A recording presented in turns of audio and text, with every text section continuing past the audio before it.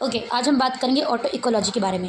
Auto ecology हमारे दो word से डिराइव्ड है, जो कि ग्रीक वर्ड से डिराइव्ड होते हैं। ये दो वर्ड ने बटा हुआ है, ऑटो प्लस इकोलॉजी। ऑटो का मतलब होता है सिंगल इंडिविजुअल और इकोलॉजी का मतलब होता है the study that deals with the organism and there interaction with the environment. यानी कि यहाँ पे हम बात करेंगे एक पर्टिकुलर ऑर्गेनिज्म का interaction with the environment. Okay, तो बात करते हैं ऑटोलॉजी। तो ऑटोलॉजी is the branch of ecology that deals with the study of individual species and there interaction with the environment. इसमें कहना चाह रहा है ये एक ब्रांच इकोलॉजी का जो डील करता है स्टडी ऑफ इंडिविजुअल और उसके इंटरेक्शन विद द इन्वायरमेंट। ये हमें बताता है कि किस तरीके से एक सिंगल स्पीशीज़ अपने फिजिकल और बायोटिक इन्वायरमेंट के साथ इंटरेक्ट करता है। बायोटिक का मतलब होता है लिविंग थिंग्स और ए बायोटिक का मतलब होता है non living things. For example abiotic में आपके एग्जांपल आ जाएंगे एयर, रॉक, माउंटेन, और बायोटिक में आपके एग्जांपल आ जाएंगे birds, plants, animals. It also includes how it survives and reproduce and adapt to various environmental condition। Auto ecology में हमें ये भी पता जाता है कि किस तरीके से फिजिकल और बायोटिक इन्वायरमेंट किसी ऑर्गेनिज्म को सर्वाइवल में और रिप्रोडक्शन में और अडेप्टेशन में हेल्प कर रहे हैं। यानी कि अगर आपका बायोटिक और एबायोटिक कंडीशंस बदलेगा तो उनके सर्वाइवल पे, उनके रिप्रोडक्शन पे और उनके अडेप्टेशन पे भी इफेक्ट पड़ेगा। तो इन सारी चीज़ों को हम ऑटो इकोलॉजी में पढ़ेंगे। यानी कि ऑटो इकोलॉजी में हम एक सिंगल स्पीशीज़ के इंट्रैक्शन को पढ़ते हैं इन्वायरमेंट के साथ, वहीं पे साइनिकोलॉजी पे हम एक पूरे कम्युनिटी यानी कि ग्रुप ऑफ इंडिविजुअल या ग्रुप ऑफ ऑर्गेनिज्म का पढ़ते हैं इंट्रैक्शन विद द इन्वायरमेंट। तो ये चार एरिया पे फोकस करता है। पहला है इंडिविजुअल फोकस, यानी कि auto ecology focuses on one species at a time. यानी कि ऑटो इकोलॉजी एक वक्त पे, एक टाइम पे एक ही स्पीशीज़ के बारे में बात करता है।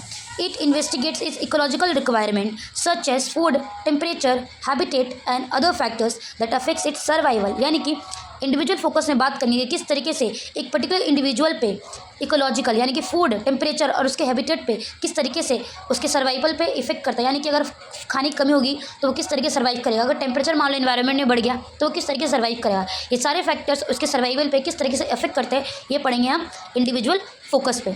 अब बात करते हैं auto ecology help us to understand how species adapt to specific environment over time and hence increase chance of survival. यानी कि ऑटो इकोलॉजी हमें हेल्प करती है ये समझने में कि किस तरीके से जो स्पीशीज़ है वो स्पेसिफिक इन्वायरमेंट में खुद को ढालती है, खुद को अडेप्ट करती है समय के साथ और अपने चांसेस ऑफ सर्वाइवल को इंक्रीज करती है। अब थर्ड टॉपिक है आपका नीश। नीश का मतलब होता है एक पर्टिकुलर जोग्राफिकल एरिया। ठीक है, यहाँ हम बात करेंगे किस तरीके से एक पर्टिकुलर एरिया पे एक स्पीशीज़ का स्पेसिफिक रोल होता है और वो अपना स्पेस उस एरिया पे घेरता है उस इकोसिस्टम के अंतर्गत, उसे हम कहेंगे नीश। और उस नीश में वो बाकी ऑर्गेनिज्म के साथ किस तरह से अट्रैक्ट या फिर इंटरेक्ट कर रहा है। जैसे कि कोई उसके लिए प्रे होगा, वो किसी के लिए प्रे होगा। प्रे का मतलब होता है कि जिसे हम चारा बना सकें। फॉर एग्जांपल शेर के लिए प्रे होगा हिरन।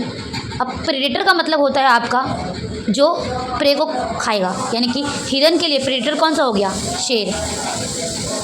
तो नीश हमें ये बताता है कि किस तरीके से एक पर्टिकुलर एरिया पे इकोसिस्टम में किस तरीके से स्पेसिफिक रोल और स्पेस ऑक्यूपाई करता है तुम्हारा ऑर्गेनिज्म और वो किस तरीके से इंटरेक्ट करता है बाकी ऑर्गेनिज्म। ये बताता है it studies physiological aspects of an organism such as their tolerance to temperature, salinity, light and other environmental factors. यानी कि ये हमें बताता है कि किस तरीके से जो ऑर्गेनिज्म है वो कितना टॉलरेट कर सकता है टेम्परेचर को, कितना टॉलरेट कर सकता है नमकीन पानी को, कितना टॉलरेट कर सकता है लाइट को या बाकी इन्वायरमेंटल फैक्टर्स को। अब आते हैं कैरेक्टरिस्टिक, यानी कि इकोलॉजी हमें क्या समझाता है। पहले ये समझाता है कि किस तरीके से इन्वायरमेंट में हम अडेप्ट कर सकते हैं। दूसरा, ये एक ही स्पीशीज़ के बारे में हमें बताएगा, ग्रुप के बारे में नहीं बताएगा। ये एनालिसिस करेगा किस तरीके से हम इन्वायरमेंट को टॉलरेट कर सकते हैं, हमारी लिमिट कितनी है टॉलरेट करने की कोई भी पर्टिकुलर स्पीशीज़ की। वो बता सकता है कि उसका फिजियोलॉजी और बिहेवियर, वो किस तरीके से बिहेव करेगा किसी सर्टेन इकोलॉजी पे, ऑटो इकोलॉजी पे। तो ये हमें हेल्प करती है समझने में कि किस तरीके से डिफरेंट स्पीशीज़ इन्वायरमेंटल चेंजेस में रिस्पॉन्ड करती है। दूसरा, ये हमें इन्वायरमेंट को कंजर्व करने के लिए बताती है। तीसरा, ये मैनेजमेंट करती है तुम्हारे इंडेंजर्ड स्पीशीज़। इंडेंजर्ड का मतलब है जो ख़त्म होने के कगार पे है। एग्जाम्पल में बात करते हैं study of cactus adaptation in desert, यानी कि डेजर्ट में कैक्टस किस तरीके से सर्वाइव करेगा।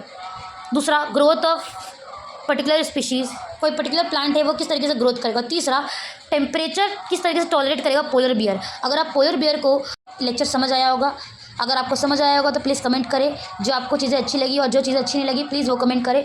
और आगे मैं आपको किस चैप्टर को समझाऊँ ये भी कमेंट करें। और ये मेरा first time and that's why I am very nervous, so please ignore my nervousness and focus on the study.